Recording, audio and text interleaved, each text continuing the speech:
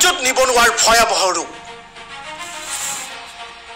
অসমত সাম্প্ৰতিক সময়ত বৃদ্ধি পাইছে নিবনুৱা সমস্যা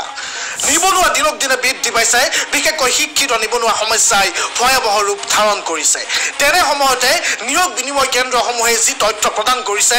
সেই তথ্য দেখি এতিয়া সকলোৰে চকু কপালত উঠিছে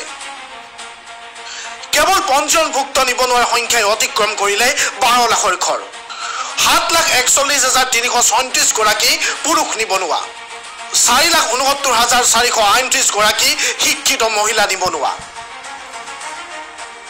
ৰাজ্যত এই মুহূৰ্তত পঞ্জীয়নভুক্ত নিবনুৱাৰ সংখ্যাই 12 লাখৰ ঘৰ অতিক্ৰম কৰিছে ৰাজ্যিক নিয়োগ বিনিময় কেন্দ্ৰত অনলাইন পঞ্জীয়নভুক্ত শিক্ষিত নিবনুৱাৰ সংখ্যা হৈছে 12,11,062 গৰাকী ইয়াৰে ভিতৰত 7,41,396 গৰাকী পুৰুষ আৰু 4,69,438 গৰাকী শিক্ষিত মহিলা নিবনুৱা তদুপৰি তৃতীয় লিংগৰ নিবনুৱা আছে 227 গৰাকী তথ্য অনুসৰি গুৱাহাটীতে আছে সৰ্বাধিক নিবনুৱা জিলা নিয়োগ বিনিময় কেন্দ্ৰ গুৱাহাটীত সৰ্বাধিক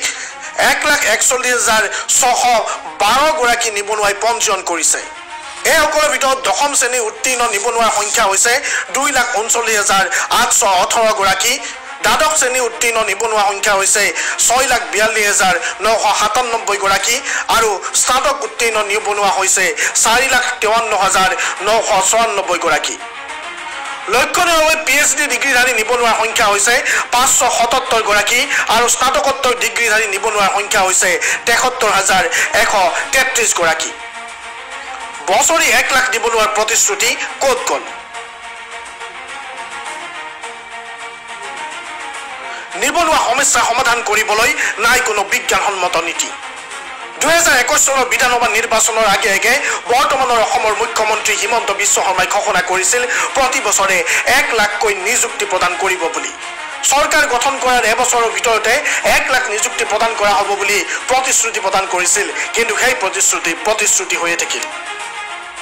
সৰকাৰ গঠন কৰাৰ 1.5 বছৰ পাছতো 1 লাখ নিবনুৱাই নিযুক্তি দিব পৰা নাই ৰাজ্য সৰকাৰে বছৰি 1 লাখ নিযুক্তি দিয়াটো দূৰৰে কথা প্ৰথম 1.5 বছৰতে দিব পৰা নাই 1 লাখ নিবনুৱাৰ নিযুক্তি তেনে প্ৰেক্ষাপটতে প্ৰশ্ন উত্থাপন হৈছে কেতিয়া অসমত হ'ব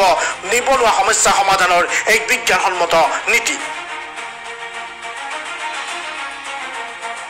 লক্ষণীয়ভাৱে অসমত আছে 73,133 গৰাকী স্নাতকোত্তৰ ডিগ্ৰীধাৰী নিবনুৱা এই নিবনুৱাসকলে কেতিয়া চাকৰি লাভ কৰিব যদি এই নিবনুৱাসকলে চাকৰি লাভ নকৰে যদি এই নিবনুৱাসকলে নিয়োগ লাভ নকৰে তেতিয়া হলে তেওঁলোকৰ ভৱিষ্যত কি হ'ব তেওঁলোকে ভৱিষ্যতে কি কাম কৰিব তাক লৈ এতিয়া প্ৰশ্ন উত্থাপন হৈছে কেৱল ভাষণৰ ফুল জাৰি মাৰি উন্নয়ন হোৱা বুলি গাই থাকি নিবনুৱা সমস্যা সমাধানত কোনো গুৰুত্ব প্ৰদান কৰা নাই ৰাজ্য চৰকাৰে যাৰ বাবে ভয়াবহভাৱে বৃদ্ধি পাইছে অসমত নিবনুৱাৰ সংখ্যা বৰ্তমান সময়ত 12 লাখৰ ঘৰ অতিক্ৰম কৰিলে নিবনুৱাই যদি এই 12 লাখ 24 লাখলৈ পৰিণত হয় তেতিয়া হলে অসমত কি পৰিস্থিতি সৃষ্টি হ'ব হেয়া সহজে অনুমেয় হেয়া সময় থাকোতে চৰকাৰে বিষয়টো গুৰুত্ব প্ৰদান কৰা উচিত যদি নিবনুৱা সমস্যা সমাধান কৰিবলৈ বিজ্ঞানসন্মত কোনো কাৰ্যসূচী চৰকাৰে গ্ৰহণ নকৰে তেতিয়া হলে আগন্তুক দিনত অসমৰ ভৱিষ্যত